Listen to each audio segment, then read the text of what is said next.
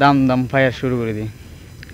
তাই আর জীবন বাঁচাবে বলে বুট ঘুরাই দিয়ে সাপোর্ট দিয়ে গিয়ে নাককন্ডি যেটা মায়ানমার সীমানা আছে ওইখান থেকে আমাদেরকে যাওয়ার পথে গুলি করছে। আমাদের গায়ে লাগে নাই, বুটে লাগছে। আমরা যদি ঝুঁকি নিয়ে যদি না দিয়া মালামাল যদি না নিয়ে ওই কাছে মারিনের লোক তো না খেয়ে মারা যাবে।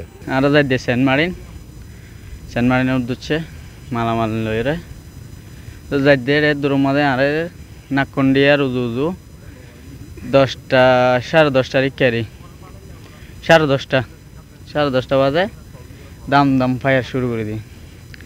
তাই আর জীবন বাঁচাবে বলে বুট ঘুরাই দিয়ে সাপোর্ট দিয়ে গিয়ে বড় মাস তো অনেক খুঁজছে আর কিন বাইরে 1, 2, 3 ঢাকায় জমি জিতে নিন 100% ক্যাশব্যাক সহ 20 কোটি টাকার পুরস্কার।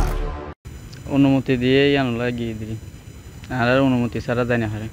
আমরা টেকনাফ থেকে মালামাল নিয়ে যাওয়ার সময় নাককন্ডি যেটা মায়ানমার সীমানা আছে ওইখান থেকে আমাদেরকে যাওয়ার পথে গুলি করছে।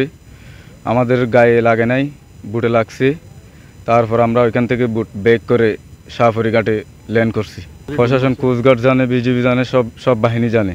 আমরা ওইটা জানি না। সকালে আমাদের অনুমতি দেওয়া হয়েছে, আবার 12টার সময় অনুমতি বন্ধ করে দিয়েছে। তখন আমরা সকালে গেছিলাম, অনুমতি যখন দিছে তখন গেছিলাম আমরা। ওদের পার্টি মায়ানমার হতে পারে, মায়ানমার মিলিটারি হতে পারে। আচ্ছা, আপনার ট্রলারে গুলি লাগছে কয়টা? 7টা মতো লাগছে। টেকনাফ থেকে আস্তে আস্তে সাইবর ডিভির জালিয়াপাড়া পর্যন্ত আইসি। ওদের ঢুকে আইসি, তারপরে খবর পাইছে যে কি ওদের আমাদের সামনে যে ট্রলার দুটা ছিল ওই দুটা নাকি গুলি করছে। ওই খবর যখন শুনছি তখন আমি এই দিকে আজ যাই নাই। এটা সাইবর ডিভ আপনার জিডির মধ্যে বান্ধি নঙ্গল করে থাকছি আমরা। ওরা আসার সময় তাড়াতাড়ি দেখছি যে তাদের ট্রলারের ফাঁসে গুলির দাগ। আমরা যদি ঝুঁকি নিয়ে যদি না দিয়া মালামাল যদি না নিয়ে ওই কাছে মারিনের লোক তো না খেয়ে মারা যাবে। আল্লাহর হুকুম যেরকম হয় সেরকম হয়ে যাবে আর কি আমাদের।